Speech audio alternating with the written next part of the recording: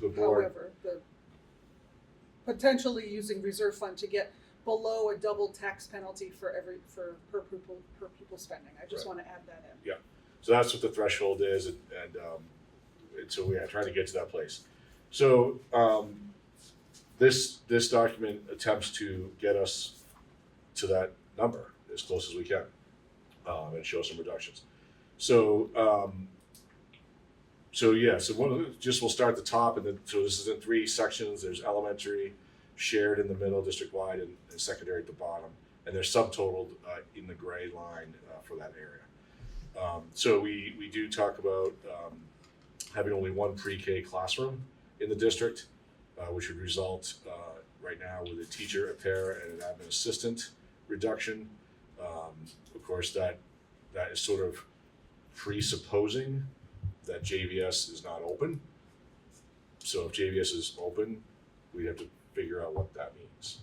But we felt that if we were able to have, I'm sorry, I'm just going to point these out when people are in the room.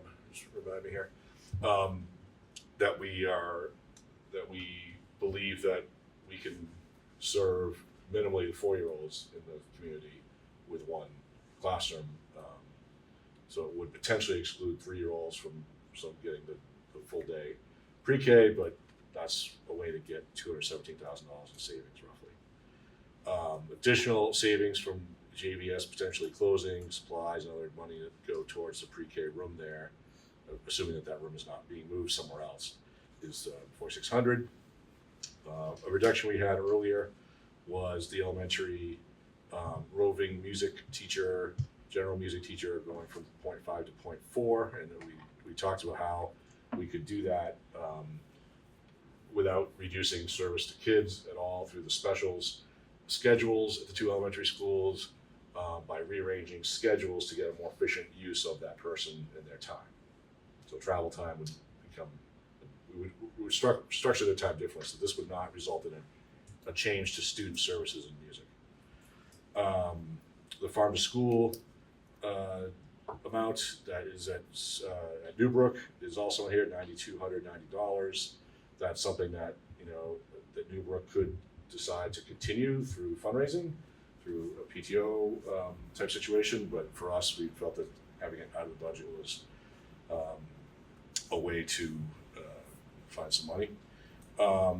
We talked a little bit about the additional gen ed para at Townsend, and you can notice it's in yellow here. We did not reduce it, but what we talked about was the idea that with 1 pre-K room that we could push that person more towards that pre-K. And while Randy and I, there's some things that we still need to get worked out, that would allow for the pre-K cap to be a little higher.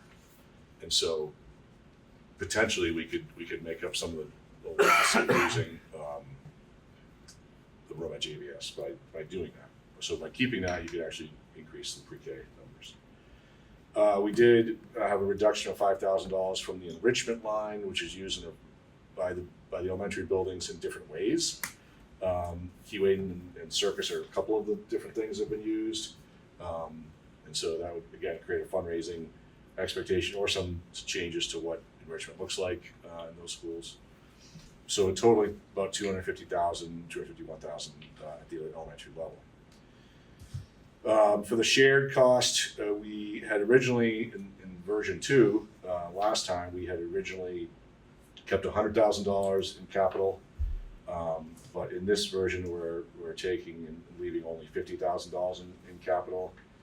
So there's a reduction from the original budget of $205. The laughter and summer programming did not change from the last draft. It's still leaving 100 there, right? Yep. And Jamie, I think, described for the group last time what that would look like, and felt pretty confident he could be similar servicing kids in a similar way. Yeah. We'll still be able to deliver quality programming. And a lot of that has to do because of the grants that he's been able to get, helps offset some of those differences.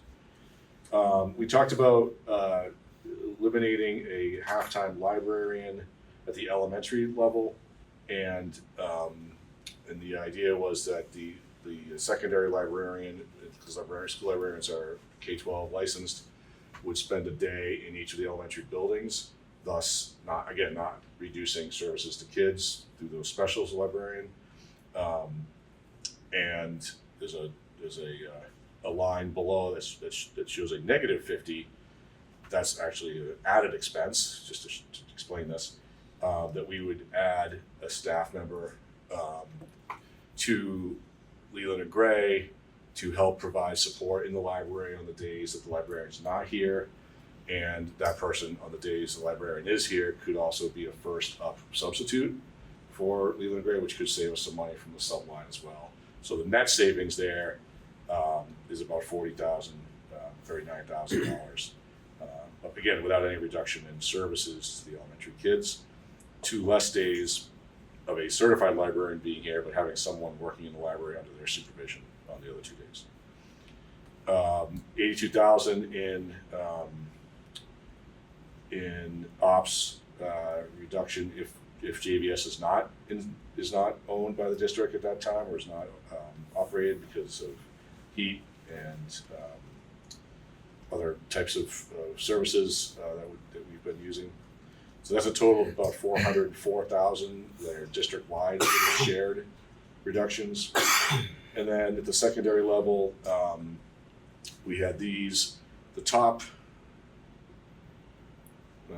2 were the same as in the first draft, I think. And then in the third one, we reduced it further, but we talked about use of $25,000 from the Journey East reserve account, or Journey Away reserve account that has been set up, and a thoughtful use of that over a longer period of time. So that one has a $75,000 reduction. The board. However, the potentially using reserve fund to get below a double tax penalty for per pupil spending. I just want to add that in. Yeah, so that's what the threshold is, and so we are trying to get to that place. So this document attempts to get us to that number as close as we can, and show some reductions. So we'll start at the top, and then so this is in 3 sections. There's elementary, shared in the middle, district-wide, and secondary at the bottom, and they're subtotaled in the gray line for that area. So we do talk about having only 1 pre-K classroom in the district, which would result right now with a teacher, a para, and an admin assistant reduction. Of course, that is sort of presupposing that JVS is not open. So if JVS is open, we'd have to figure out what that means. But we felt that if we were able to have, I'm sorry, I'm just going to point these out when people are in the room. Just remind me here. That we believe that we can serve minimally the 4-year-olds in the community with 1 classroom. So it would potentially exclude 3-year-olds from getting the full day pre-K, but that's a way to get $217,000 in savings roughly. Additional savings from JVS potentially closing, supplies and other money that go towards the pre-K room there, assuming that room is not being moved somewhere else, is $4,600. A reduction we had earlier was the elementary roving music teacher, general music teacher, going from 0.5 to 0.4, and then we talked about how we could do that without reducing service to kids at all through the specials schedules at the 2 elementary schools, by rearranging schedules to get a more efficient use of that person and their time. So travel time would become, we would structure their time differently, so this would not result in a change to student services in music. The farm to school amount that is at Newbrook is also here at $9,290. That's something that that Newbrook could decide to continue through fundraising, through a PTO type situation. But for us, we felt that having it out of the budget was a way to find some money. We talked a little bit about the additional gen ed pair at Townsend, and you can notice it's in yellow here. We did not reduce it, but what we talked about was the idea that with 1 pre-K room that we could push that person more towards that pre-K. And while Randy and I, there's some things that we still need to get worked out, that would allow for the pre-K cap to be a little higher. And so potentially we could make up some of the loss of losing the room at JVS by doing that. So by keeping that, you could actually increase the pre-K numbers. We did have a reduction of $5,000 from the enrichment line, which is used by the elementary buildings in different ways. Keyway and Circus are a couple of the different things that have been used. And so that would, again, create a fundraising expectation or some changes to what enrichment looks like in those schools. So totally about $250,000, $251,000 at the elementary level. For the shared cost, we had originally in version 2 last time we had originally kept $100,000 in capital, but in this version we're taking and leaving only $50,000 in capital. So there's a reduction from the original budget of 205. The laughter and summer programming did not change from the last draft. It's still leaving 100 there, right? And Jamie, I think, described for the group last time what that would look like, and felt pretty confident he could be similar servicing kids in a similar way. Yeah. We'll still be able to deliver quality programming. And a lot of that has to do because of the grants that he's been able to get, helps offset that, some of those differences. We talked about eliminating a halftime librarian at the elementary level, and the idea was that the secondary librarian, because school librarians are K-12 licensed, would spend a day in each of the elementary buildings, thus not reducing services to kids through those specials librarian. And there's a line below that shows a negative 50.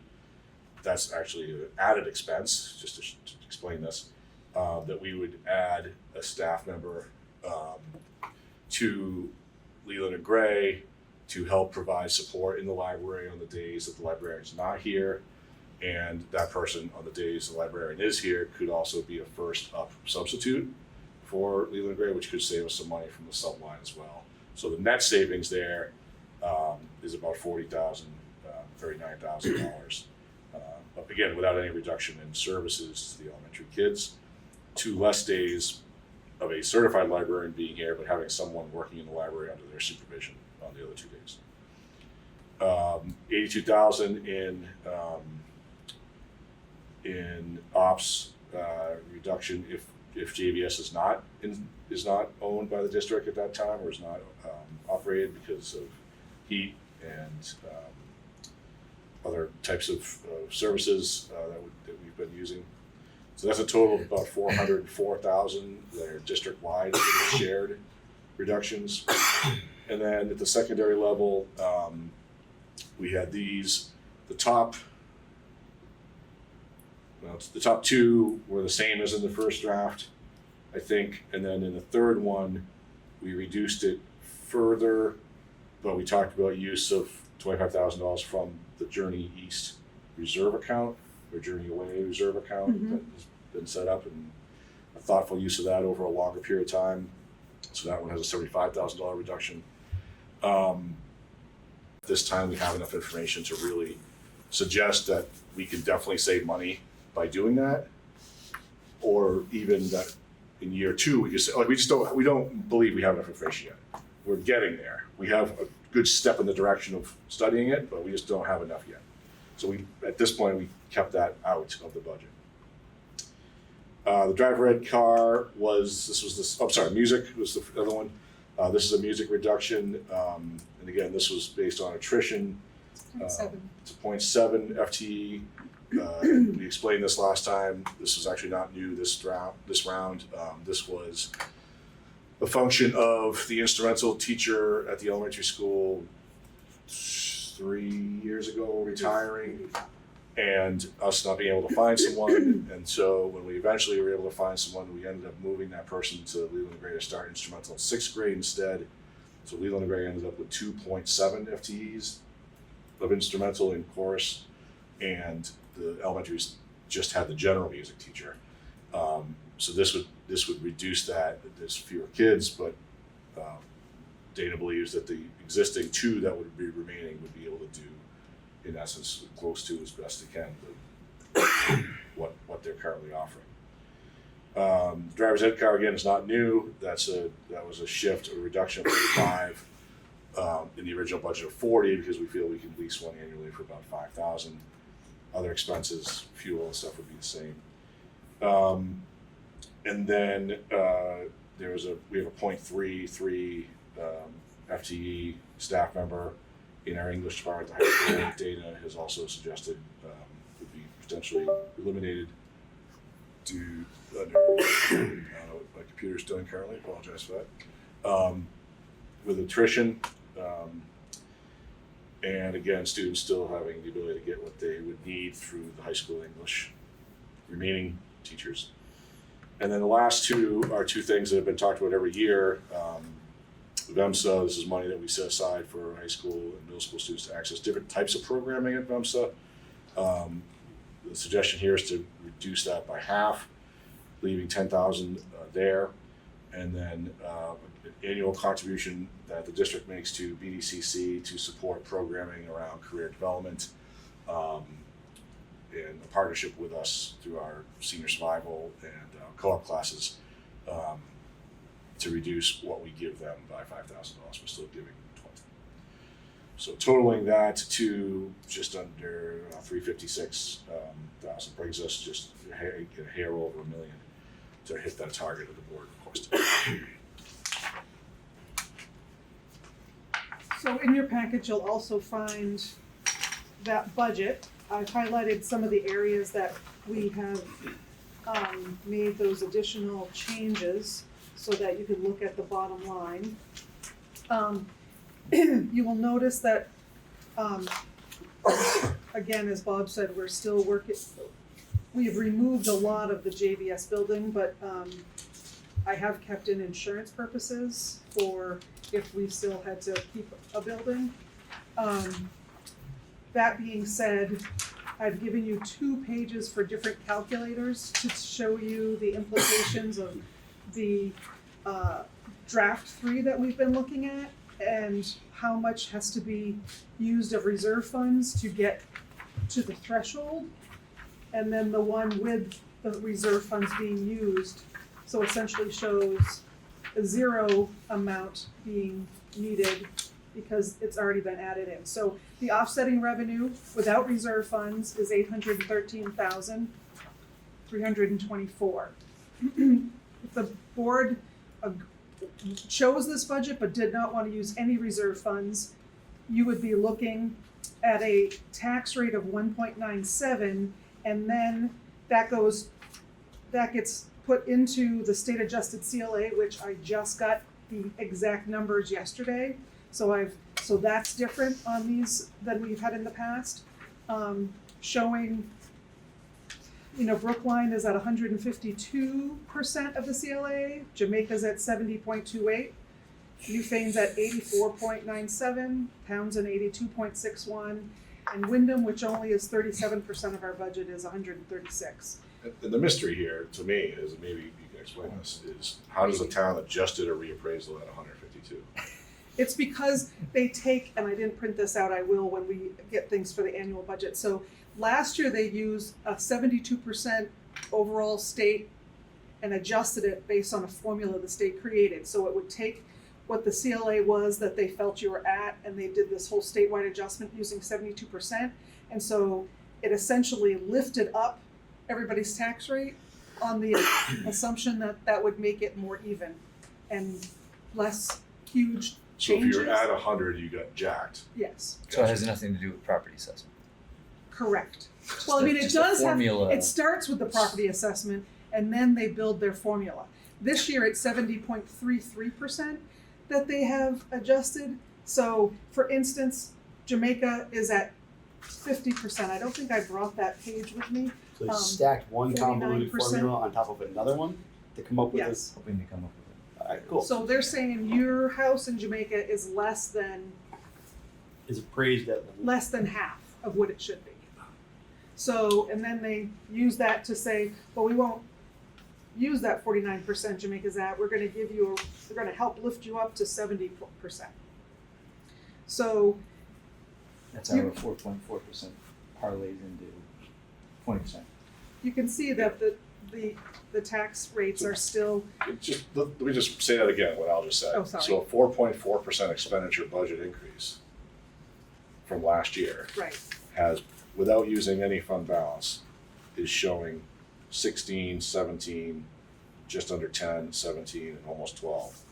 As percent increases in for tax. taxes. That's how it correlates after Yes. you go through the mechanizations of the state. right, for that double taxation. Other thing that is crazy is that we're all one district, but the tax rate Changes. in changes each different, town.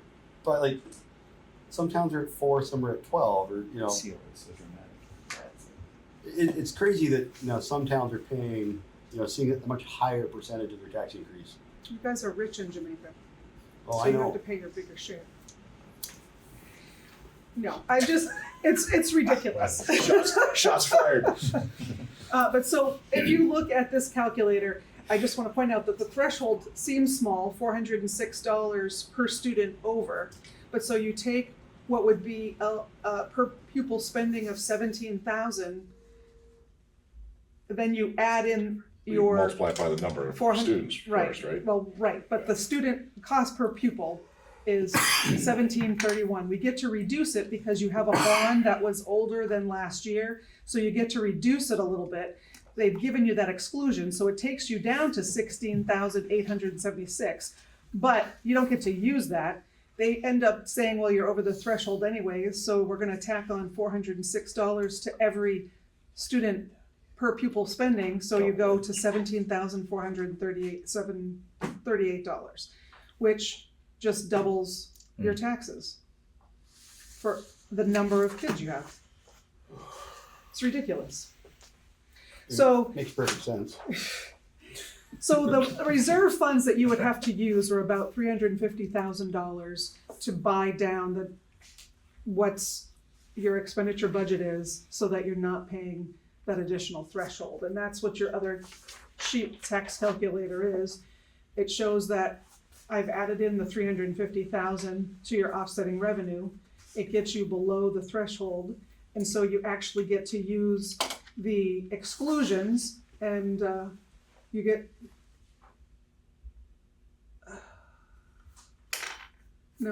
keeps you at 16,470. Why does this say 16,624.77? Hold on.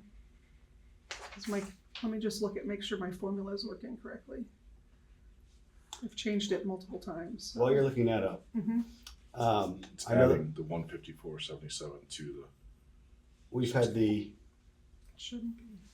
moving target of number of children, a long-term weighted number of Weighted children. weighted children. Mhm. We're now at 861. Are we pretty It's- confident that It's actually 861.89. That's what Sampson and I came to the conclusion today. And I know what you said, Bob, but I pulled up the AOE's website with the link, and it's actually saying that we have, for pre-K and triple E students, we have 105.71. And when I pull up my pre-K spreadsheet, I'm finding 84. Okay. So And it might be that I I'm think looking at it's the wrong good. thing. I but think it's good to have Sampson double check it, Yeah. but I think your 861.89 is gonna be your final long-term weighted ADM. does that at least round up? It won't round up, we use points, decimal points. But it is up 21 per pupil, long-term weighted ADM from last year, so you definitely are up 21 weighted students. Okay. And this shows C7. Is that up or down from the last time we spoke? It is up from the last time we spoke by a few, not Okay. as many But as down from we, the time before. we got up to 864, which was a really great number. Putting a spot market on kids. Throw a dart at the wall, see what you come up with. Okay, so, I'm sorry, looking back at this, so what this calculator it is correct. So your per pupil spending is actually 16,624, which is over the threshold, but the exclusions you get for the bond Brings you bring back. it down to exactly the threshold. Gotcha, okay. Okay, and so therefore you're not gonna be charged a penalty, but you're still charged the 16,624 per pupil, which is used with the yield of 8,849. It gets the overall equalized tax rate down to 1.8786. And then it gets put into the formulas with your CLAs. So it does bring your range of increased property taxes, the highest being 12.18% increase in Jamaica, the lowest being a 4.69% increase in Newfane. And if you were to average those together, you're within the realm of what the state had predicted for percent increases in taxes this year, right? Right. Which was in the 10 to 11, Right. 12 range. So we're For your increase of your budget for 4.4%. and over using this year. $350,000. Yes. So that's the admin's report out on where we're at. It's your pleasure. Well, I see Emily is online. And before you came in the room, Emily, I had made a comment that you've been up there for 48 hours. I'm hoping you've come up with a education funding solution by now. I have high hopes. Clearly, your hopes are going to be diminished. Because, I've been up here and we haven't even actually started looking at the redistricting task force report yet. I mean, we had a governor's speech today, which was all about ed. And,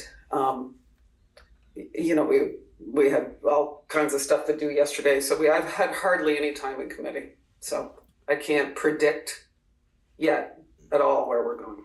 But our challenge is, and it's important that everybody pays attention to what the governor said today, because he's sharing with you what the priorities are for the administration.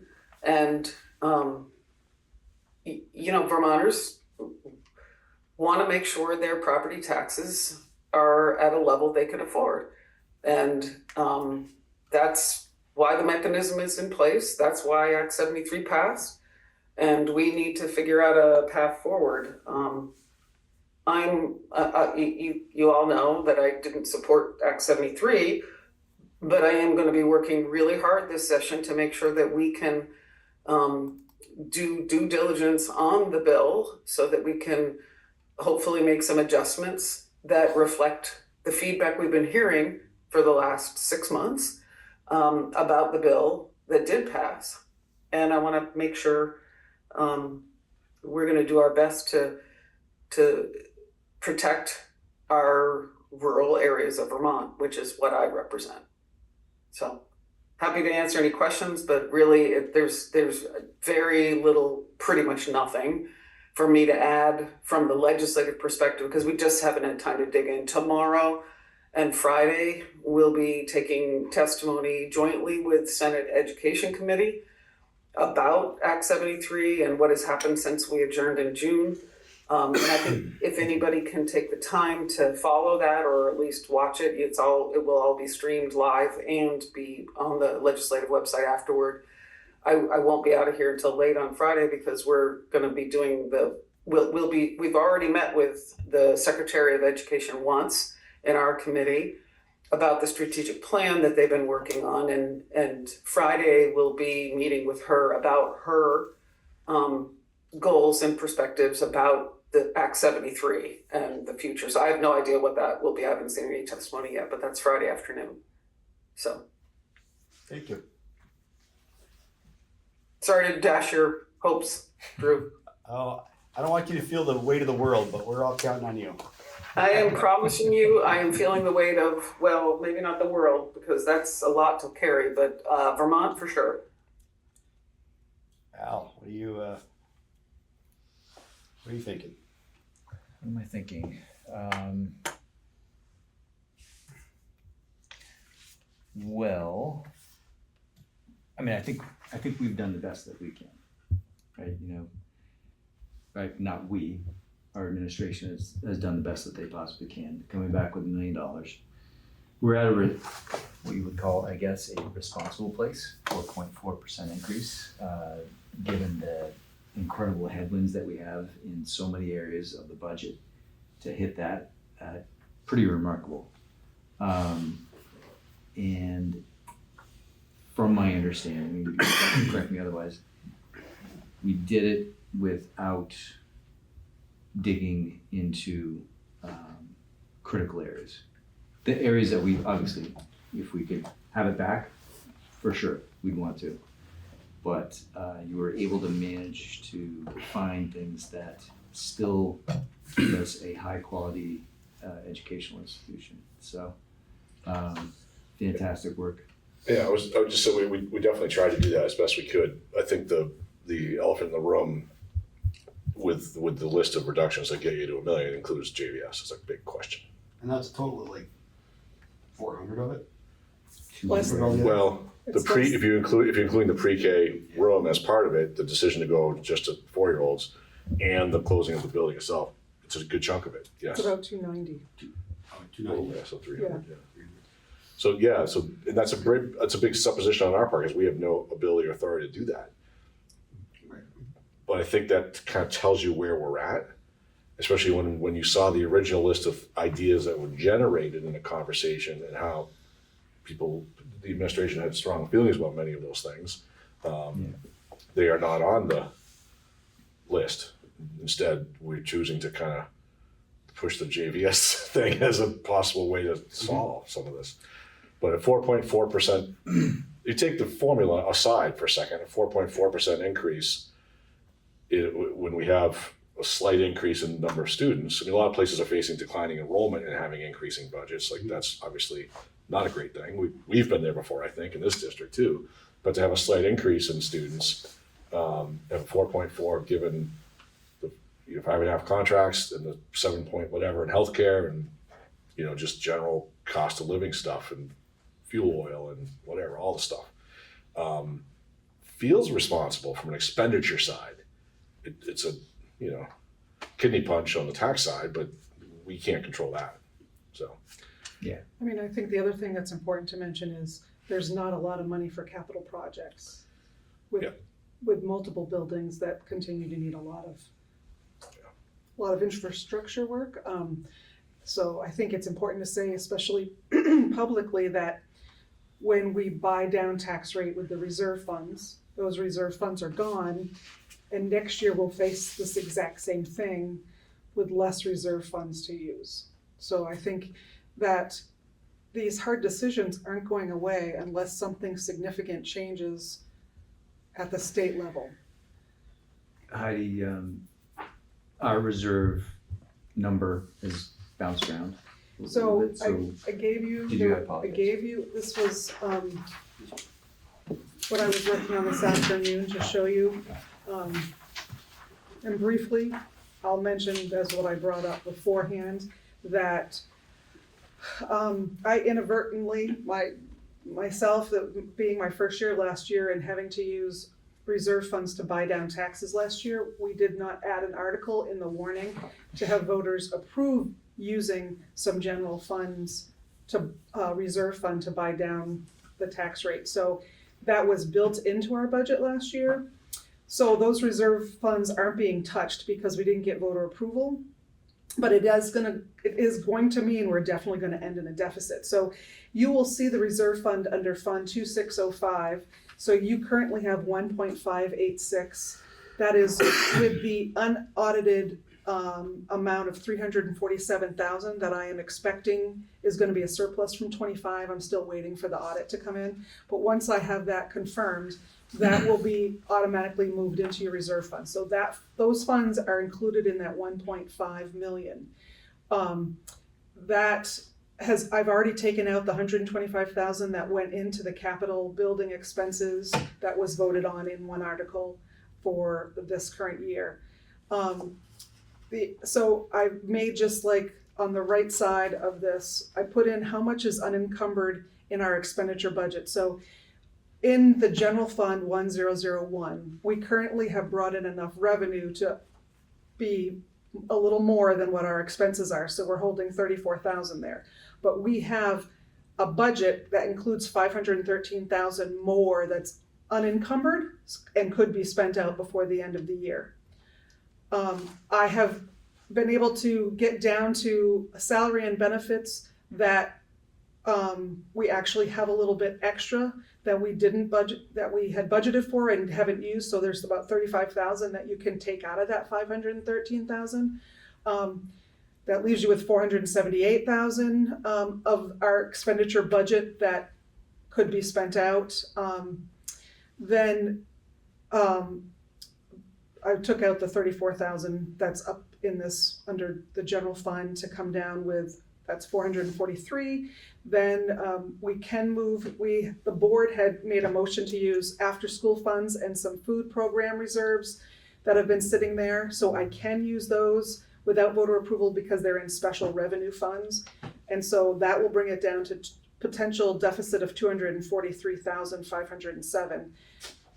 I wanted to see in terms of budgeting where we are, and I took out how much the tuition we didn't budget for those students in Jamaica going to Wurtsboro to show that we are below what I was expecting, because we were going to ask for 253,000 of reserves to put into the general fund. So we're below that.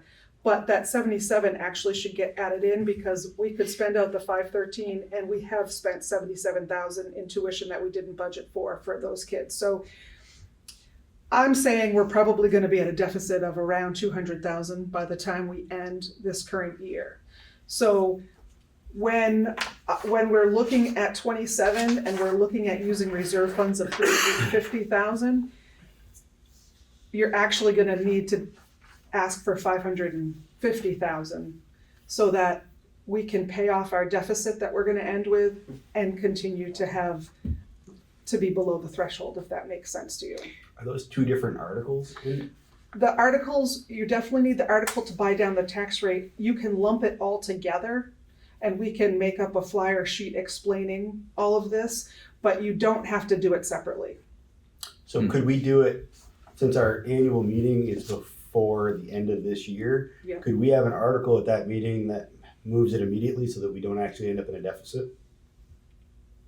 So effective at the end of the vote, I don't move see, that money. Probably want to I consult don't our know. attorney or I was our thinking- auditors anyways on that before but we could find that out. for you. Emily might have a thought on that. I feel like, no, she has no idea. Okay.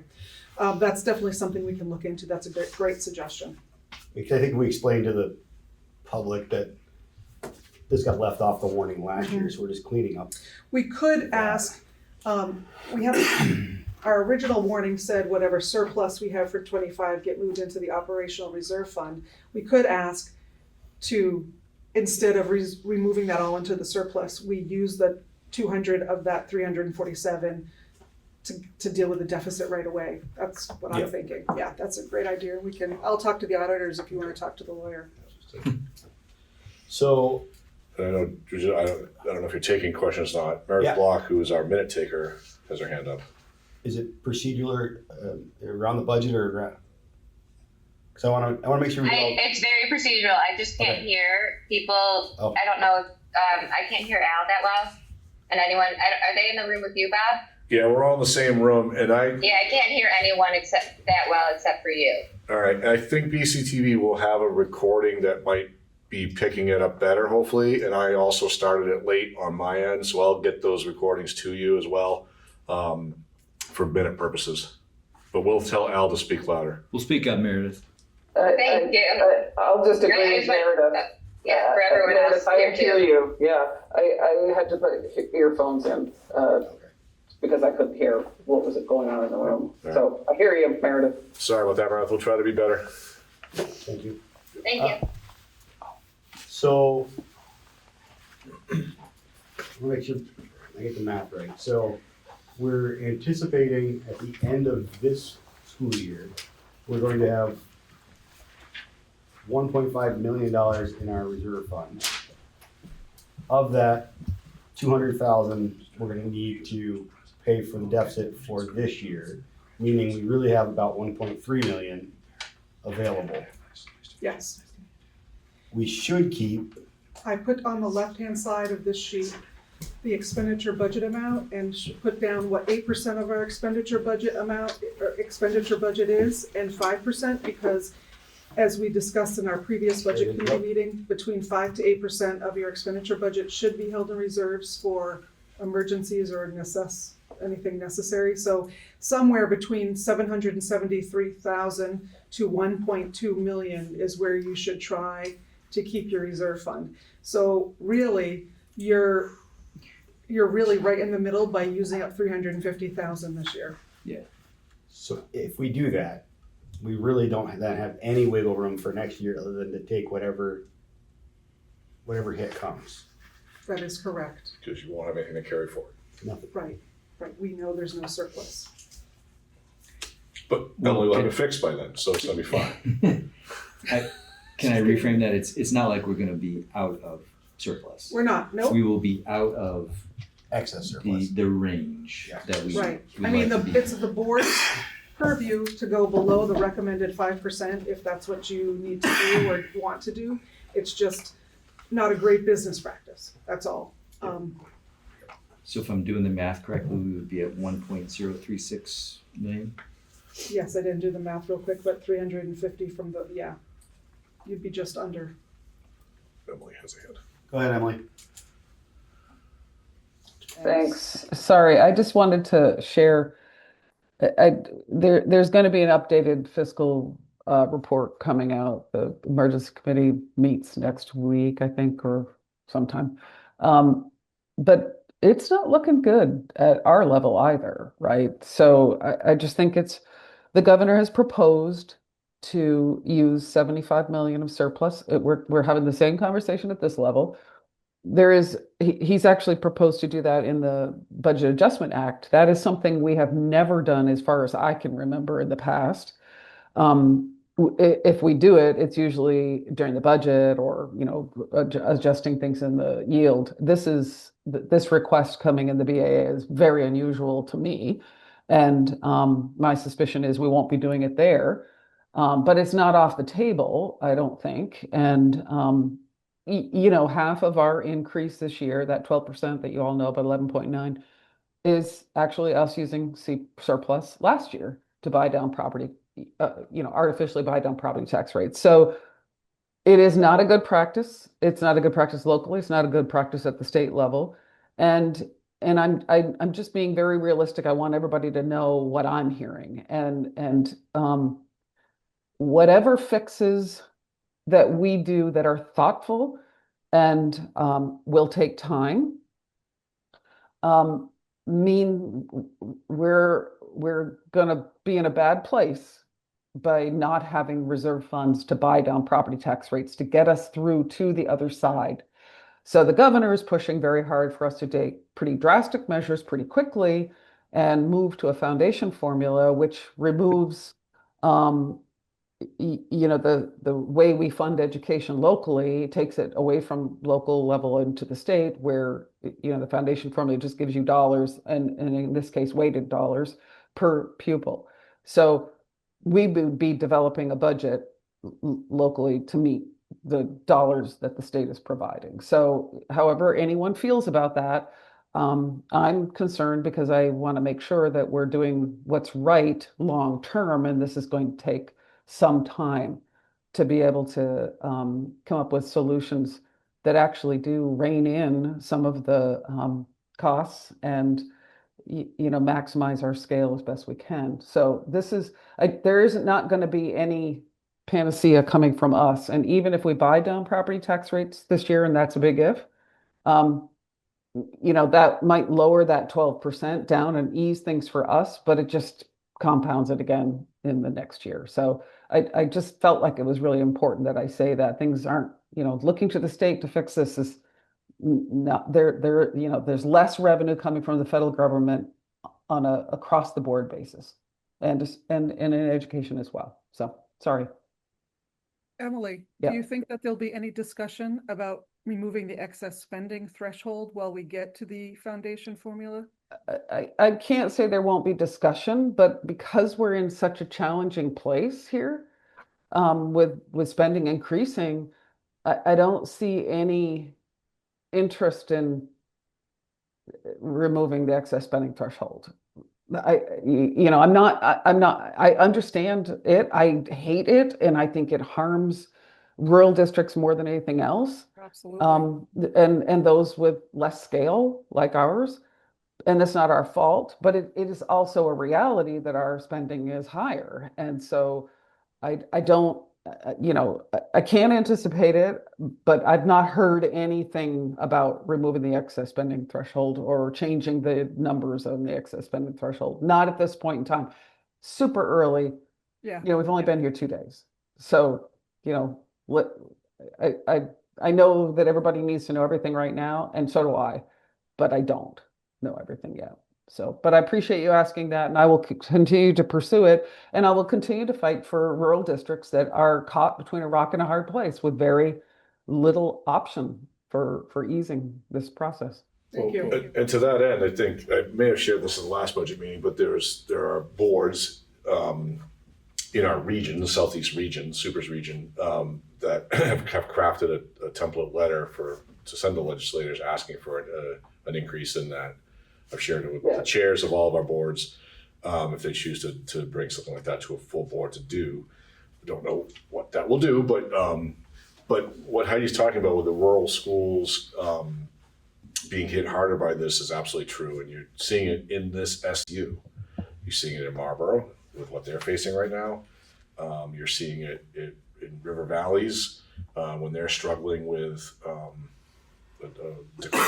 declining enrollment in Wardsboro, and trying to figure out how that's going to be, okay, and they haven't even gotten to their tax rates yet. So, yeah, I mean, we're seeing it all around us, and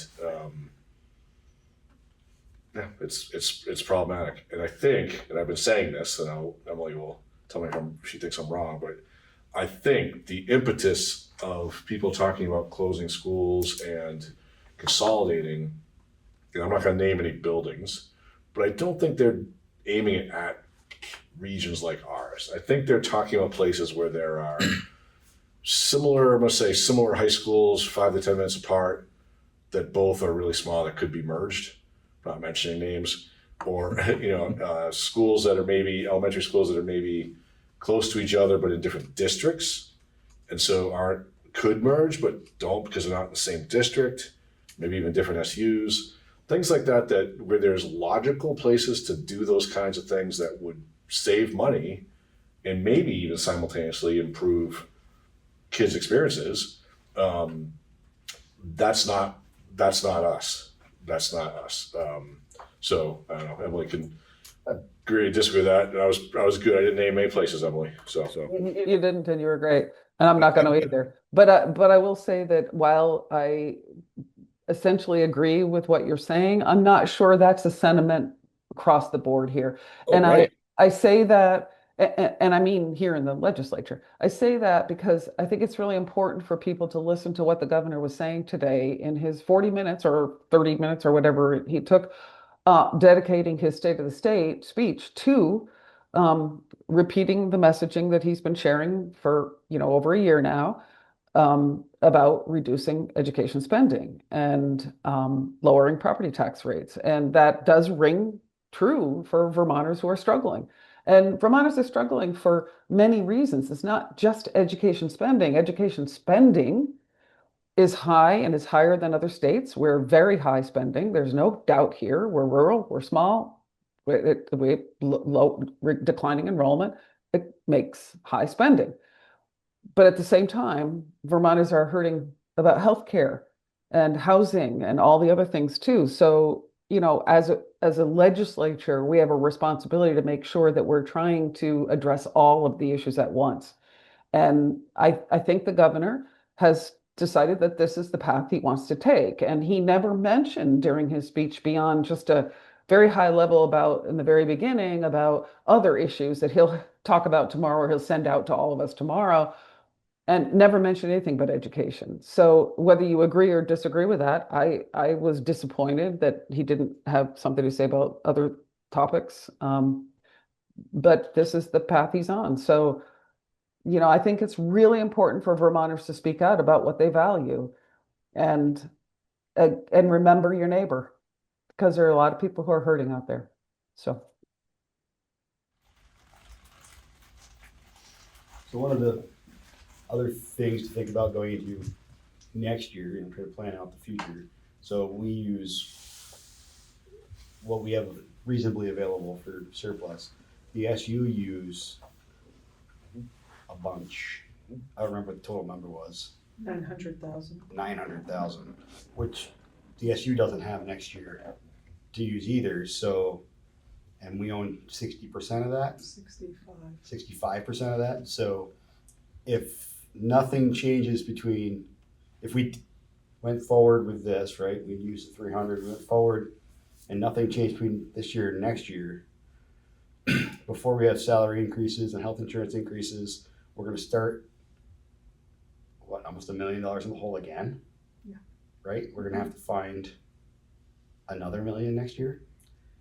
We could hope for some federal grants that I have taken out because of the current expectations, we could be gifted some magical federal grants that they took away or that they talked keep about. hoping.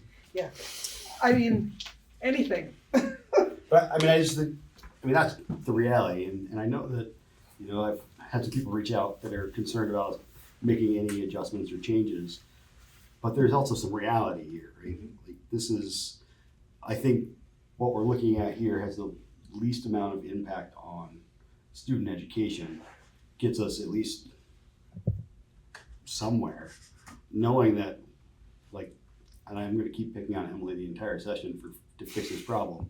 But the reality is next year we're going to be sitting here and we're probably going to be looking at how do we come up with another $700,000, $800,000, $900,000 because we don't have any more surplus to buy that down with. And I'll add this, and this is not going to be a popular thing either to hear, but one way to gain economy of scale is to gain scale. And I'm not talking about having a birth rate boom. I'm talking about merging in other directions with other SUs. And that way you get a bigger economy of scale, which is, not necessarily in the level that the governor was discussing. Suggesting that we invade another supervisor? Take people hostage. No, what I'm saying is that gives you an economy of scale, the bigger your organization. And so it spreads the pain around a little bit. I know people heard that during Act 46 and haven't bought into that necessarily. It hasn't played out that way, but that's something that might have to be explored at some point. So I don't know. I don't love the sounds of that. Hostile or? Do I look Well, hostile? Bob, Not hostile. you remember that's sort of what the governor's saying right now. He's demanding maps still.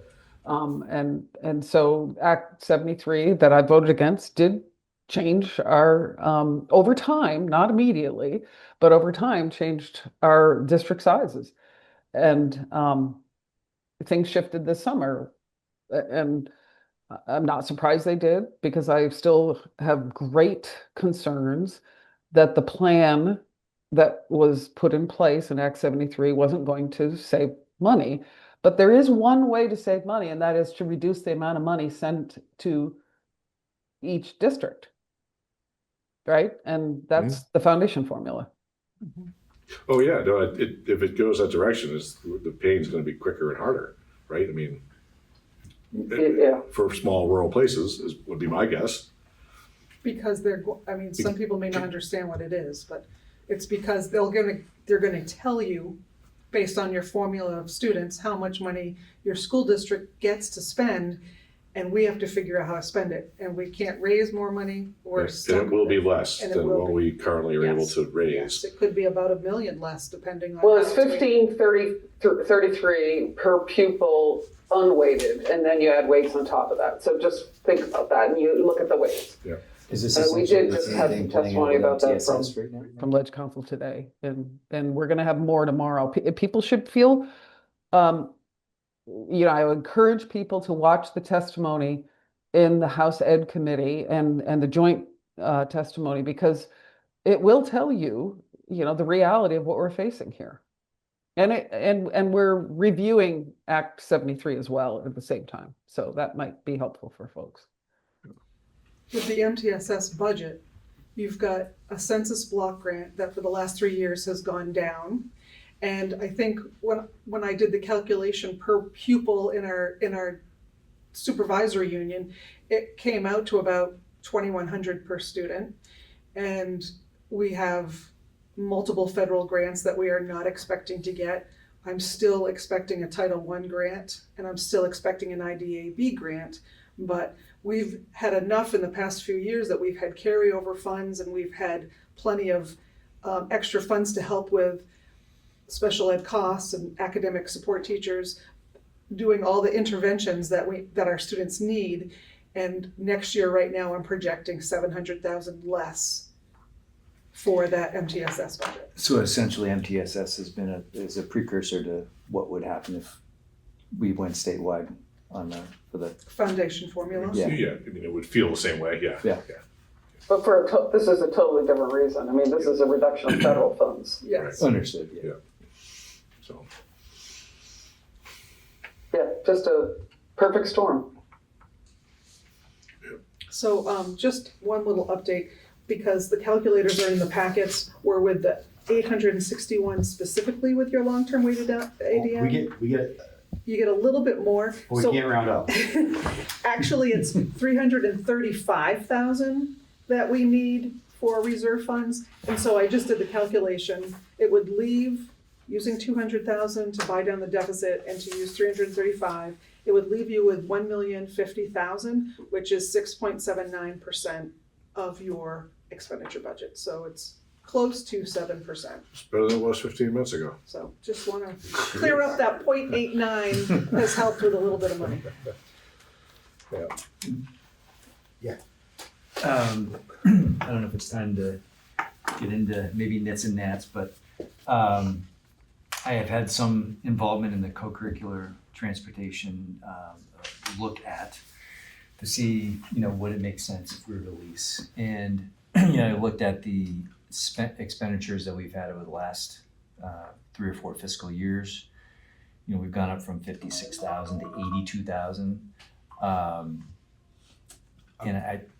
we're talking about co-curricular transportation In costs. budget or actual expenditures?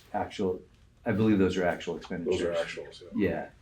So the thought of leasing those vehicles in order to, allow for that transportation, not only to continue, but probably be enhanced by the ability to use them for other purposes. I kind of don't want to give it up on it for this budget cycle. Because actually, I think we could end up saving money. Yeah, and I think that's possible. That's why I said we just don't know enough right now. Yeah. One of the things we don't know is how many trips did we not do that were paid for by parents driving kids places instead of the taxpayers having transportation.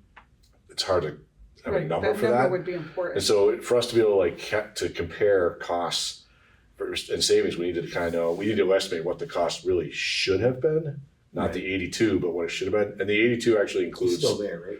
Well, the 82 actually includes costs, as we dug into it further, that are not co-curricular, that are senior class trips and field trips to the orchard and other things that were part of transportation that were. But they're all trips that could be supplemented by using Maybe, right. possibly. And we did agree that we think we could actually expand some things, like the intensives and after school and other things by having those. So I think there's other advantages that we'd have to figure out how to value that, put a value on that. Yeah. But we don't feel like we have enough of what the actual bottom line is. And we don't know if we're talking about, some of the numbers we saw that was like one vehicle. We don't know if one vehicle is sufficient or if we're talking about 2 vehicles. Right. And if you have It's 2 gonna be vehicles, are you 14. still using Westover? Because some trips, there's a lot of unknowns Well, and I still that need think to be sussed out Another there. unknown that we were throwing around is how many staff or coaches would actually take on the liability of driving kids for games in Quite a few a of them van. already do. In vans? In a van? Oh, yeah. Okay, a 14-passenger van? Yeah, we're just worried about, we're worried to say to a coach, hey, by the way, here's the keys. Drive up to Right, you Rutland have on to this take snowy this night. passenger endorsement class and then you have to, right. Yeah, so it's just there's a lot of other things that kind of have to get worked out. The financial piece is one part of it. There's other logistical pieces too. And we don't think we have enough of a handle on the financial stuff to come in here and say, thumbs up or thumbs down. We don't know. It's possible that it could be, and it's possible that we could proceed through the line, through the budget, and then figure out later that it actually is a good deal. If the line item is for transportation, we could alert the board, this is what we think later on. Even if the taxpayers have already approved a bottom line budget, if it's cheaper, then you're good to go. Yeah. You know what I mean? Like, I just don't know that we're gonna have anything in time to actually impact the budget. So this Right, is, right. what's here is not reducing what we're currently spending, it's reducing This was an an ask. additional. Correct. So we're not This- taking away from what we currently have. Correct, yeah, So this is basically just level funding. Right. correct. And so if you choose to go that way, it's just using more reserve to purchase them at this point. Or it's using the money you set aside for West River transportation to convert that to lease money. But that's the part we don't know. Yeah. We don't Right. know where that tipping point is, and we need more analysis on that, and there hasn't been enough time to really, we got a great start, but we don't have it all yet.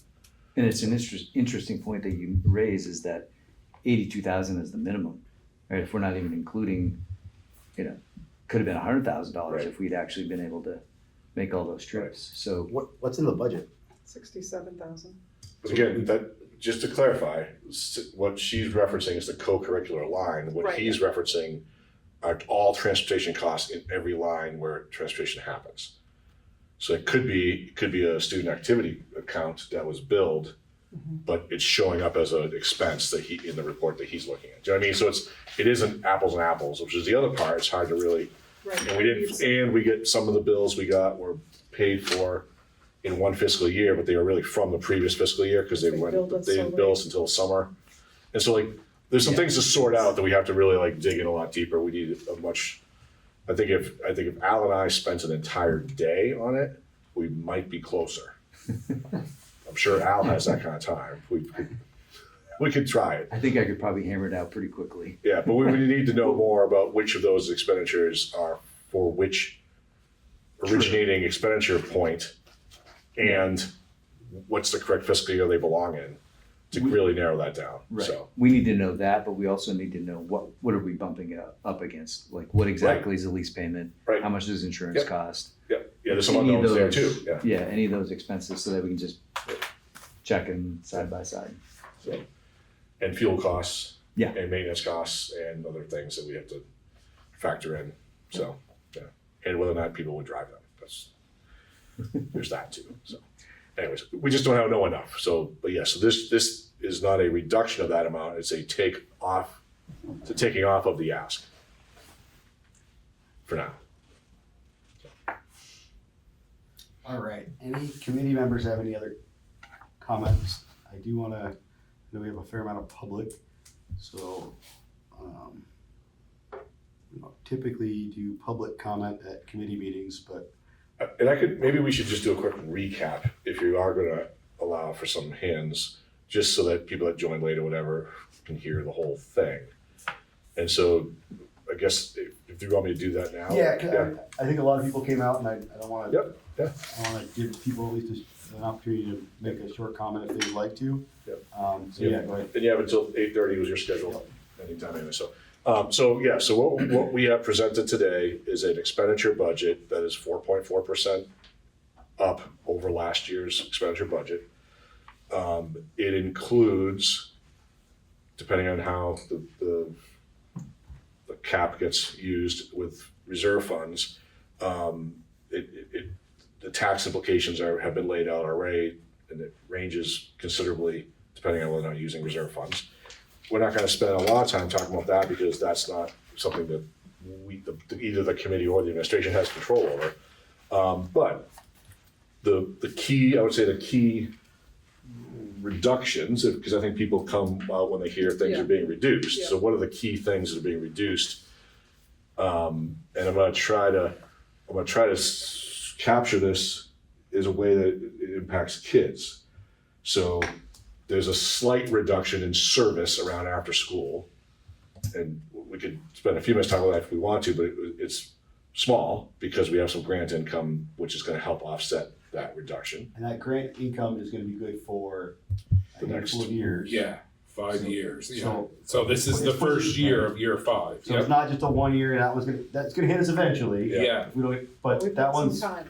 I that got one there time to got some plan. time, right? Yeah, But this maintains generally with some minor tweaks, maybe a little earlier pickup time in the afternoons or a bit shorter in the summer, but like generally the same Yes. type of service as what we're currently provide for both after school and summer, generally with tweaks. At the elementary level, I mean, I'm gonna set JVS aside just because let's just set that aside for now. At the elementary level, there's part of that setting aside is whether or not there are 2 or 3 or 1 or 2 pre-K rooms in the district, right? So that's one big shift potentially. And how we would do that one, if there were one, how we would fill that, what would be the procedure for that, who would get in, and those kinds of things would still yet to be determined. How many kids would be allowed into that would still be determined, although if it is in Townsend, the space there, we believe, could be as high as 24 with proper staffing, of course. So that's that. There are very small reductions in the general music, in the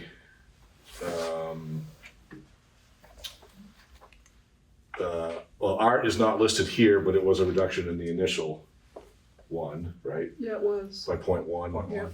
Yeah. Which, and the library and a halftime librarian would be absorbed by the high school with some additional staffing to help cover that difference. The difference in, I'm gonna look at these two guys who are the principals, the difference in what students would actually see in art, library, and music. Give me a quick, what's the difference for parents who are out there listening right now between What they this, get now. between what they get now and this list? Well, I think that's what parents would need to know is that students will still have their weekly library class, their weekly art class, and their weekly music class. What they would be missing would be additional enrichment opportunities that you've been able to take advantage of with collaborating classrooms with an art teacher, for example. So just to repeat that, so in case it wasn't loud enough, I know that was a question earlier, that there wouldn't be any reduction in the amount of weekly contact time with the specials teacher. There might be a slight reduction in the amount of enrichment opportunities with classroom teachers vis-a-vis one of the specials teachers working separately with the classroom teacher. Would you say it's about right? Yes, and we'd be going back to the same exact levels that we were at when JVS was functioning. So it really would be the exact same thing as what it was, 3 years ago, I think, Okay. when I was there. So when JVS closed, some of those specials teachers' extra time was absorbed by the two. That's right, and that is great, but we clearly can't afford it. And then the farm to school at Newbrook, again, could become a fundraised concept, but it wouldn't be in the budget. And there's implications around stuff that kids receive for that, and what Newbrook determines to do with that would be up to Newbrook and the PTO and Scotty and his crew. Enrichment, same thing, a slight reduction in that enrichment budget. I shouldn't say slight, 25% reduction in that enrichment budget. The 5,000 is how much we would cut, not how much would be left. Correct. Yeah. So there's still gonna be 15,000 Between the Between two. between the two schools, so Yes. $7,500 for each school.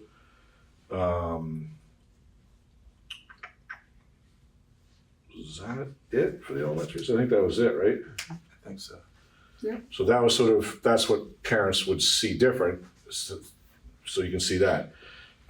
We mentioned the librarian piece in the middle section here. There's definitely less money for capital projects. The laughter we already mentioned. So that kind of covers that area. At the Leland and Gray level, I know Dana is on the Zoom, but there's that reduction in the music from 2.7 to 2.0. There's a reduction in high school English from 2.33 to 2.0. And already included but not in this list is a reduction in world language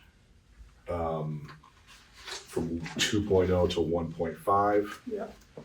That was happening anyways because of driver's ed. because of the driver's ed retirement and the language teacher taking that on, and based on numbers.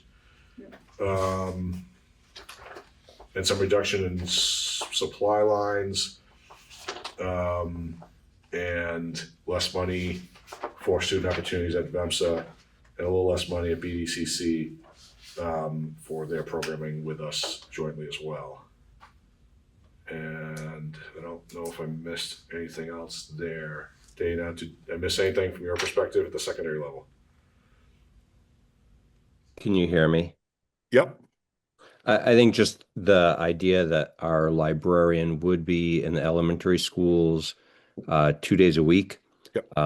The library would still be open. It would be covered by a paraprofessional, but that level of being able to help students with research, do their whether it's finding resources in the library, finding books that they want to read for fun, etc. Like you'll have a minor, I don't know that it's fair to say 2 days a week, losing that is minor, but it would be a change.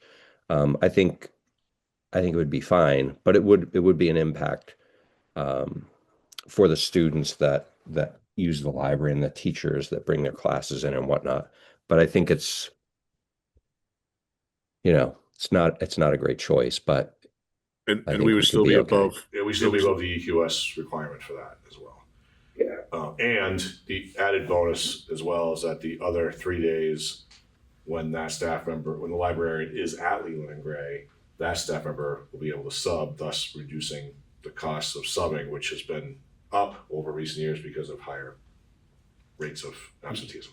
Did you realize any of that anticipated reduction in? We did not include that because it seems like we've probably been over budget. budget on those anyways, yeah. So for some student line. Right, I kept that the same for what we increased it for last year, or this current year. So that's sort of the quick overview of the impact to kids, with obviously the JVS thing being what it is. We don't know how to really talk about it. The big elephant, yeah. So Can I just Yep. say one thing? I might have misheard you, but did you mention that the supply budgets or the budgets that are coming out of Leland and Gray are not wiping out budgets completely? They were the level additional funding, asks. yeah, So, those are being level funded with the exception of the intensives, but being backfilled by the reserve fund. right, for the current year. From the Okay, journey I away. just wanted to Yeah. clarify that. I didn't say that, but thank you. Okay. Yes, I meant to say that. All right. So we have a few minutes, and I see we've got a fair amount. We've got a few people that, sorry, my back is to you guys, in the room, and I'm assuming people may want to make a comment to the budget committee. Keep in mind that we aren't making any decisions, but gathering information for the full board. If anybody would like to speak, you can raise your hand now. Try to keep your comments, relatively short so we can get everybody in. You have one in the room and you have one on Zoom. Actually, Oh, two in the room. What's that? Do you want to do a time? Yeah, if we can still keep it a couple minutes, All right, 2 minutes I'll or keep less. an eye on it. And if we have time, just want to make sure you state your name so that we can get it into the minutes. Yep. And whoever, I didn't see who raised their hand first. So, And actually, if you're in the room, you actually, yeah, keep you wouldn't mind coming up towards the microphone. I know it's an inconvenience, but then we have one on Zoom that can also hear you. Okay, I can project a little bit. There you go. Well, thank you all for doing all this work. It sounds like a lot. I'm pretty new in this, but thank you for the information you sent this week, Scotty. It's helpful to understand. And I had a couple, I know there's comments, but I have a couple of questions. I didn't hear us talk about the administrative assistant or nursing staff positions. Am I understanding correct that those are no longer being reduced? They're not being or- touched. Okay, so it's still the same? Yeah. Okay, your state is still the same, cool. And I'm not sure, if the supervisory union assessments are flexible in any way. There's not a lot of information in the budget about what accounts for those things. So I was curious if we could get some information more itemized about like the And that Board of will Education absolutely assessment. happen when we go to a full board meeting. It just hasn't been part of the budget committee meeting. But that is also, there is a lot of information about that on the website. If you go to the SU board, and look at their budget documents because that's already been approved by that board. So it's all laid out what the budget's just like, this level detail for those Okay. and how they're calculated so that each district's assessment, it's all laid out. All those documents Yes, are all but I there. do present all those documents at a full board meeting. Yeah. So, but if you want to poke around first, if you can't find it, you can shoot me an email and I can help point you in that direction. Okay, I appreciate that. The reason I bring that up is that I saw those line items increasing significant amounts. So if we're talking about cutting things to make room where we're increasing, let's take a look at that. Does it really need to increase so much? And if we know what it's for, then we will have. Well, those answers. again, those expenditure budgets aren't up the same as the percentage you see of that expense in this budget. The difference is that loss of federal grant money that drives that up, the revenue decline.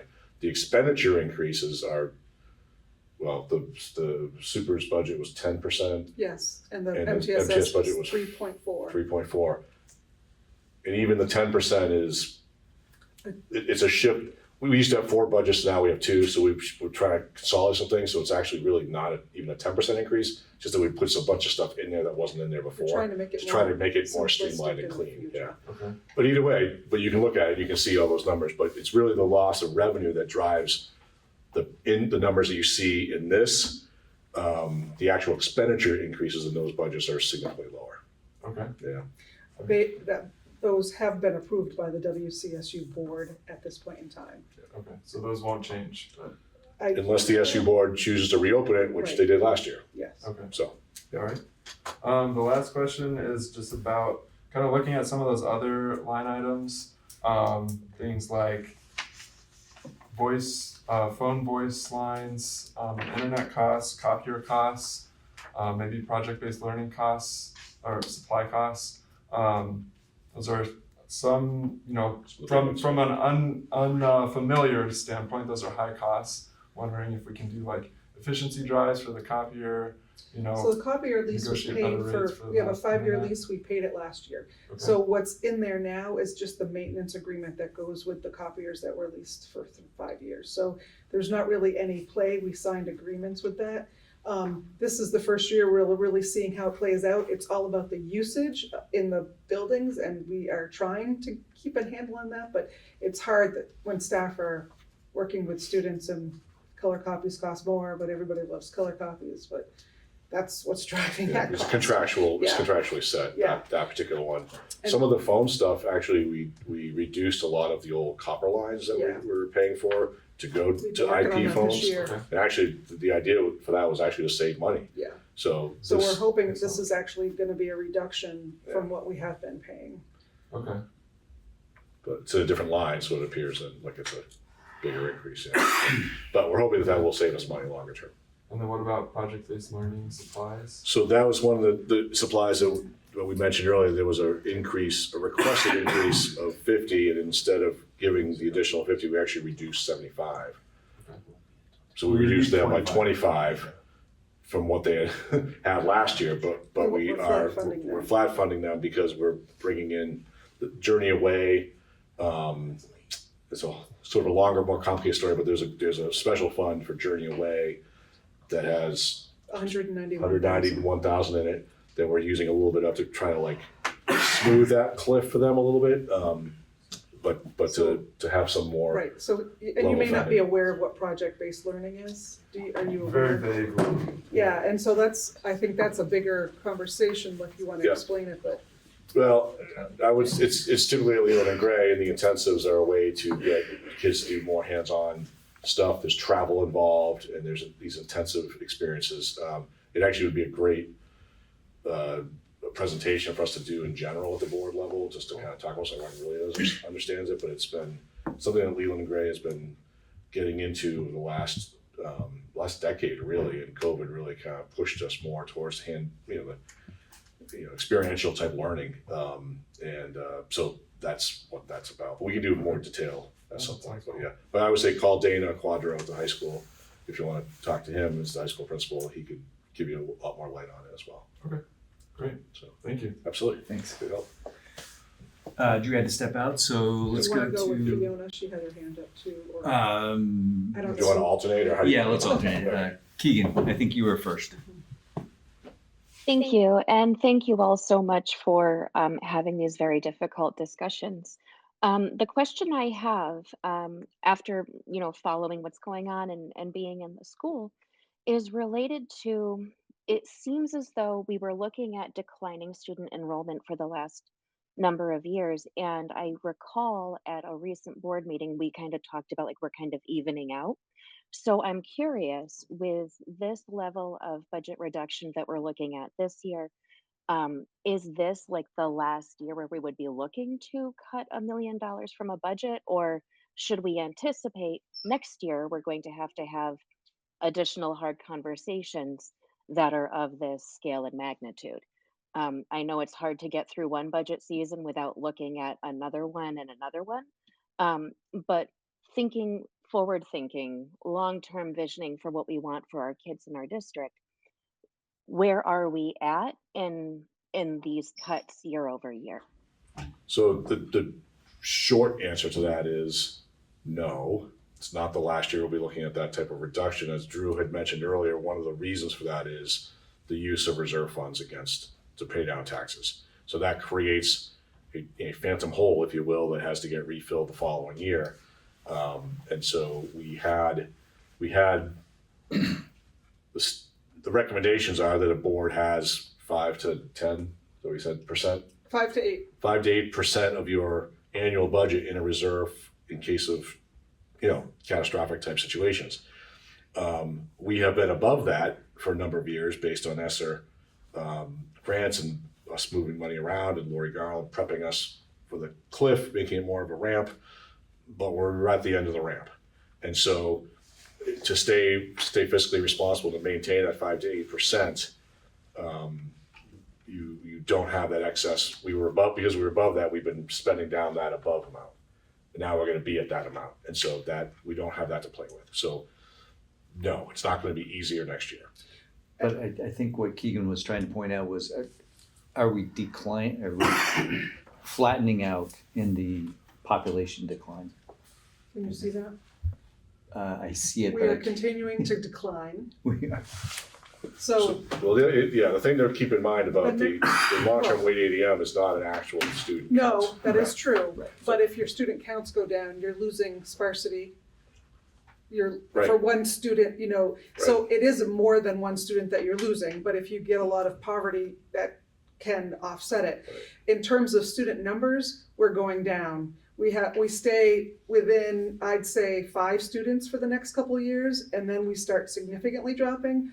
I have Andrew and our Samson, our IT analyst, working on trying to get the 3 and 4, the birth to 5-year-old numbers, hopefully for Monday's meeting, to really see where we're at with that based on, the town's reporting. Again, you can have people who have kids and move out of town, but I think that's important to see, because the number we're at now and for next year, I don't see us at this number again. And I'll add too, as I'm sitting here looking at the number itself, for our entire district, actual student numbers is about what Leland and Gray was when it was a 7 to 12 building when I was a teacher here in the late 90s. And now it's the whole. Now it's the whole district. Now it's pre-K through 12. Pre-K through 12. Yeah. So that should shed some light on what we've Yeah. been up against. And that's over obviously a much longer period of time, and that trend is not unusual, just so people know. This is a trend that's statewide. It's more pronounced in our region, I think. And we're seeing it in every district. Yeah. So it's The fact that not your a lot. long-term weighted ADM went up this year was incredible. So we're likely to see we're gonna get kind of a double whammy next year, because more than likely our long-term ADM's gonna drop some. Remember, it's a 2-year average, but yes, it's gonna drop And somewhat, and We don't have those reserve funds, so we got a $700,000 hole, plus probably losing some make-believe children. yes, And some weighted children. Weighted not children. make-believe. Yes, Yeah. that All is true. I'm Fiona Chevalier from New Fane.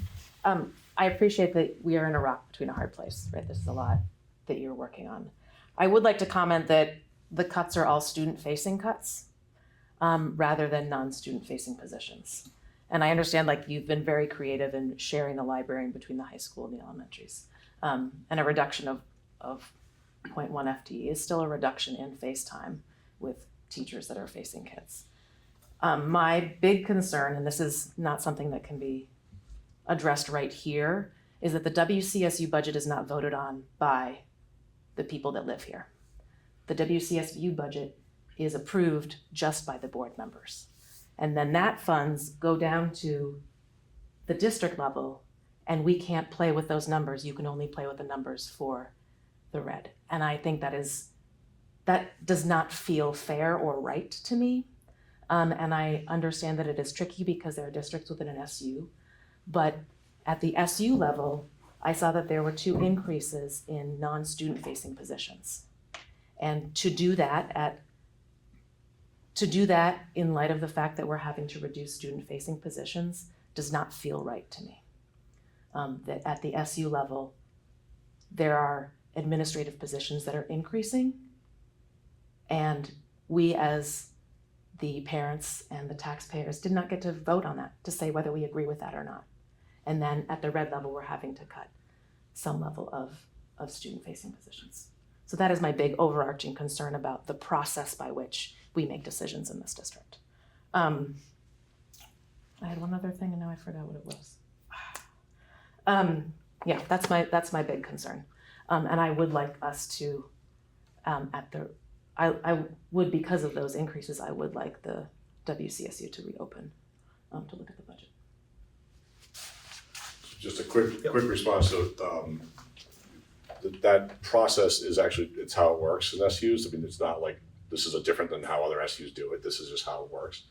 The people who voted on it are voted by you guys, the townsfolk, as your board members. So it isn't like there's not a direct connection to voting on a budget like you do on town meeting day, but you are having people who you voted for vote on it. But the last thing I would say is that actually there's a reduction this year in the number of administrative positions than last year in the SU budget by 1, not an increase by 2. So Isn't the decrease just pass through? I don't know what you mean by that. The decreases. There's 1 less administrator in the SU than there was a year ago. After we did our MTSS audit, we did a reorganization of the MTSS of the central office administration and reduced the position. What position was reduced? Well, so there were 2 positions that went away and a new position was added. So it isn't a 1-for-1. Like if I say what positions, it's going to sound like for example, we had an equity coordinator. That position no longer exists, but we have a director of SEL and equity. So like we absorb some things and we move some things around. We used to have an assistant director of special education, and we do not have that anymore. So, but we have an executive director of teaching and learning. We used to have a curriculum coordinator. We do not have that anymore. So really like 3 positions got shifted into 2. So there are 2 new positions, but 3 went away. I don't know if that makes sense. Mm-hmm. So, and yes, and we were very careful about thinking about how, and in the documents I referenced earlier to Grant, right? Is that right? That reference to his question really highlights the percentages of central office staff that are student facing versus those that are not. And the supers budget has a lot of the ones that are not. Payroll, HR, ID, people like that. But the MTSS budget, which is significantly larger in dollar amount, the vast majority, I forget the number, is in the documents. It's over, I think it was like 90-something% are student facing, and they're mostly special education and AST teachers. So I was looking at that and it said there was a 0.2 increase in the director of operations and a 0.2 increase in the director of curriculum. Because they went in the supers budget because those positions had been divided between multiple budgets based on where the revenue was coming from to pay for them. So we simplified the 4 budgets into 2 and shifted things in so that the director of operations is entirely within the supers budget rather than piecemealed out. So it looks like it's a 0.2 increase to that position, but really now it's all just in one place. Now it can be more easily tracked from year to year around what the spending is for that. And that was a request from the previous year's round of the SU budget being reopened to try to simplify and clarify it. And the reason it was done differently in the past was prior to the census block grant. special ed was reimbursed. And so pieces of the director of operations who handled transportation, pieces of a director of curriculum or whatever, there was pieces that could all be applied for reimbursement in special ed. Hence why we used to have 4 budgets, and we have finally made consolidation to The 2. example is like an HR coordinator, you could pay with special ed money because they also did piece. HR for special ed employees. Or payroll had X amount of Right. FTE in special ed. But now that the reimbursement model is gone, we just put them all in the super's budget because it just makes more sense. So so that's why that one looked like it went up 10%, because we were kind of like squeezing everything into that one thing that made sense, that were the services, if you will, that were necessary for operating a supervisory union. And then the MTSS budget is really the one that's supposed to face the kids and provide those supports to kids and teachers in the classroom. So, so we hope that next year, when you look at the 2 budgets, it will be much cleaner and not as dramatic. But again, even the expenditure increases don't align with the assessment increases because of the loss in federal funds that I mentioned earlier. It's just, it's tough. Yeah. The other question I had real quick was, if JVS stays open, is it necessary to have students in that building? And the reason I ask is there any thoughts of, if JVS stays open, the WCSU offices could move there, and then you wouldn't have to be paying rent, and that would be a reduction in So the cost? Articles of Agreement of the West River District to stipulate that a building must be used for direct educational service of kids. It doesn't describe how or what. Right now, we're using pre-K to do that, to meet that requirement, but it could be met in other ways, but a supervisory union office would not, in and of itself, be sufficient to meet that. Would there be space in that building to have the supervisory union offices there and a pre-K? I don't know. That's a good question. I would love for you to look into that. All right, we're running down on time. Crystal. Looks like it's gonna be I just want to say I don't love anything that was said tonight, but I just want to let you guys know that I appreciate you all giving your time to try to figure this out for us. That's it. I appreciate that, Crystal, because it's a lot of people working hard on things that nobody really wants. Nobody likes any of it, and it's the hard thing. But we also recognize, as Emily pointed out, that we know that the burden on taxpayers is also really high. So, it's a necessary evil. We don't love doing it. It's our jobs, and we're happy to provide whatever service the board wishes us to provide. All right, so it is 8:30. Emily's hand is up. Emily, go ahead. I'm so sorry, I don't want to beleaguer this, but thank you, Crystal, for saying what you did. That was one of the things I was going to say, thanking the administration and the staff and all the folks who have worked on this, including our board too. But my last closing thing I'd like to say is that if people are concerned about the direction we're going, and you are listening to what's going on in the legislature and you're listening to the governor's speech today, please feel free to reach out to your legislator. I represent some of you. I don't represent all of you. If you don't live in Newfane, Townsend, or Marlboro, I don't represent you, but you have a representative and you have senators, and the governor's office needs to hear from you as well. So please reach out to all of us and share, because the impact of the feedback to the Commission on the Future of Public Education and the redistricting task force this summer, and there were a couple other surveys too that went out, over 5,000 people replying, has had an impact. It truly has had an impact and has made us stop and rethink about our approach, which is exactly what I had hoped would happen.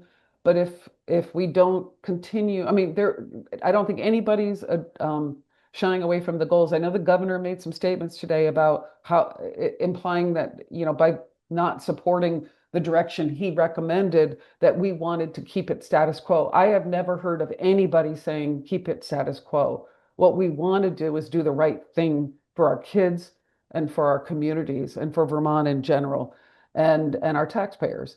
So we know something has to change. Some of us are just not really comfortable with the approach. If you're not comfortable, please reach out and share that with me, with your own representative, with your senators, with the governor's office.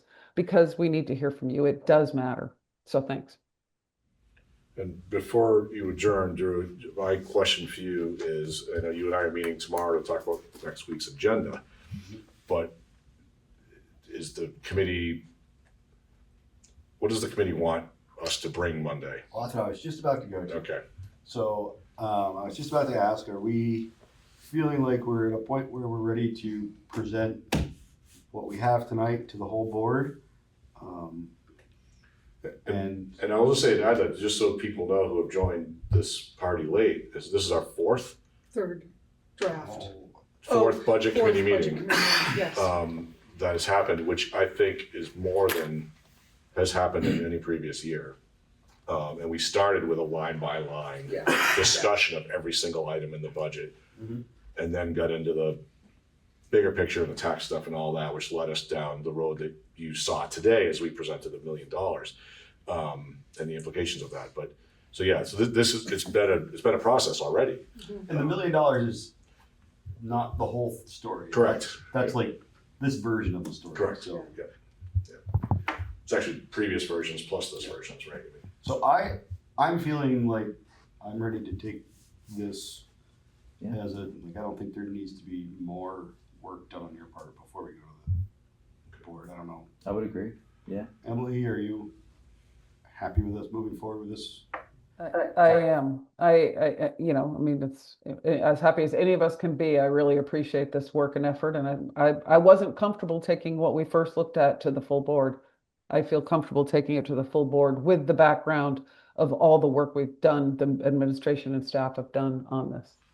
And I'm sure we're gonna have plenty of questions from the whole board, but I think we've certainly made some significant progress. And just to give the board members the rough timeline is that to adopt a budget, and so for folks to understand this, the board adopts a budget and then it goes to vote by the taxpayers. To get it on the warning in time for your annual meeting, you are talking like mid third week-ish of February is your deadline to do that. So you still get time. So you're thinking we bring this version to Monday. And that'll be the first time the whole board. Right, which will not be the only time, but will be a starting place. My thinking was that this document that we shared today with the reductions is that really what we need to do is start over with a list of what all the things that have been reduced are, because things like the Spanish aren't on this, but we don't want to brush that under the table. We want to have it all out there. What the big increases are percentage wise, some of the big cost drivers, healthcare and contractual stuff, things like that. And sort of getting that big picture together, the total number of FTE reductions, enrollment projections, all those fun things. Is there anything else that you guys would like us to be sharing out in relation to this, knowing that we're talking about Monday? The one thing somehow I'd like you to indicate See what I did there? on the, so some of these, the way it's presented makes it look like, for example, co-curricular transportation looks like we're cutting it. Right. So if we just somehow clearly indicate that we're just not increasing it the way we requested. Yeah. So I would start over with a list of the actual reductions, things that were asked for and then reduced back would not make that list. Yeah, I think that's important because I want people to be like, oh, you cut the entire co-curricular transportation. Which was not the That's intent. not. Right. And I understood that, and I think the committee understood that, but I think as we have that kind of broader conversation, it can get pretty confusing. So what the big ticket reductions are in certain places and what the programming implications are for kids, those sorts of things. I think that's really important, and I appreciate that. I also, you know, one of the things that made me so uncomfortable and why we had so many meetings was because of the tax rate that we were facing. I mean, 30% essentially tax rate increase at moments of time as we were working on this budget. That, you know, that makes you pause big time. So. All right, we're running a little over, but I have one hand left. Catherine, can you have a short comment for us? And then we're going to adjourn. I do, and thank you so much for my last minute comment. We're new here, but not so new. I've spent a lot of time here as a student. where there was no pre-K, there was no childcare after school. It was just simply education. And I realize that times have changed and the needs of the community have changed. Governor Scott had suggested doing away with the food program, the breakfast program, the lunch program. I realize that is statewide, or I assume there's really nothing we can do at a district level. And I know it's very appreciated and very needed by many members of the community. It's a commendable program. However, you need not do anything but step into the cafeteria to see the inefficiencies in that program. There are gallons of milk being poured down the drains every single week. And Fiona made wonderful points in the fact that these are student-facing positions, but also they're doing away with the magic of this school. I have brought my 2 children here from LAUSD in Los Angeles, as many of you know, where they chipped away at the budget bit by bit so that there was no PE, there was no art, there was no music. And it is a very different place, and it does away with the magic that this school district offers. And so I hope that we can really be looking at the future. And again, I do really appreciate everybody's amazing efforts here, but there are other places, and I do think that there are inefficiencies, specifically in the food program and other areas. And so I hope that we can just look a little bit more widely going forward. And thank you so much for allowing me to make that comment. All right, thank you much. And it is. Drew, can I just say one thing Yep, go ahead. about that? What Catherine's talking about is cost drivers. And that's what I think we all need to be looking at, the real cost drivers of education and our tax rates. So I just wanted to make sure that it's not just at the local level, it's at the state level. And I want to dig in and find out exactly why we're in the place we're in so that we can make sure that we're appropriately responding to the needs.